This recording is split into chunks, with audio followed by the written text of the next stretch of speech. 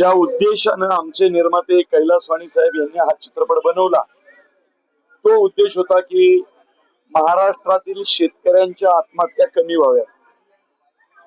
आई महालक्ष्मीची, अंबाबाईची अशी कृपा राहिली, स्वामींची अशी कृपा राहिली की चित्रपटानं पहिल्या 4 दिवसातच अनेक विक्रम मोडले.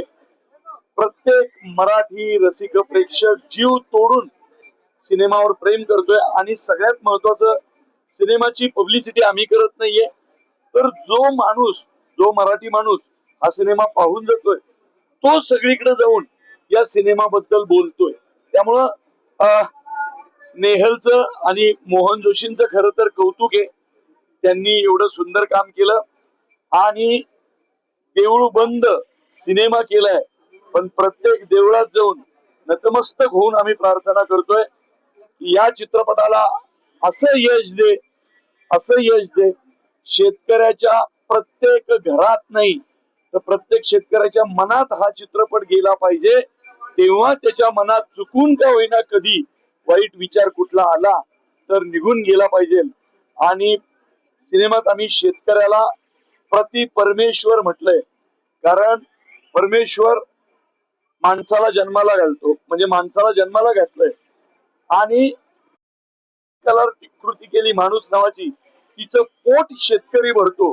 त्यामुळे शेतकरी हा सुद्धा प्रति परमेश्वर आहे आणि परमेश्वराला किंवा प्रति परमेश्वराला आपल्याला असा अर्धवट सोडून जायचा अधिकार नाही. त्यासाठीच हा चित्रपट निर्माण केला. हा पेट्रोल दरवाढ आपण पाहतोय की जे जागतिक लेवलला जे काही चाललंय, ही दरवाढ त्यांनी फक्त एवढंच आईच्या चरणी म्हटलं की जेव्हा तिकडचं सगळे वाद मिटल त्यावेळी वाढलेले हे आकडे फक्त खाली येऊ दे. आविष्कार इन्फ्रा तुम्हाला देत आहे विविध लोकेशन्सवर NA प्लॉट्स आणि प्राईम फ्लॅट्सचे प्रोजेक्ट्स. नंदिनी जाधव नगर, शांत निवांत कोल्हापुरात घर म्हणजेच नंदिनी जाधव नगर. मल्हार रामगिरी, तुमच्या स्वप्नातील बंगल्याची पहिली पायरी. मल्हार रामगिरी हातकणंगले. पॅनोरमा हिल्स आंबा, सह्याद्रीच्या कुशीत निसर्गाच्या सानिध्यात तुमचं स्वतःचं farm house. Padmavira city Jaysingpur, एक आधुनिक लाईफस्टाईल देणारा 1 and 2 BHK होम्सचा प्रोजेक्ट.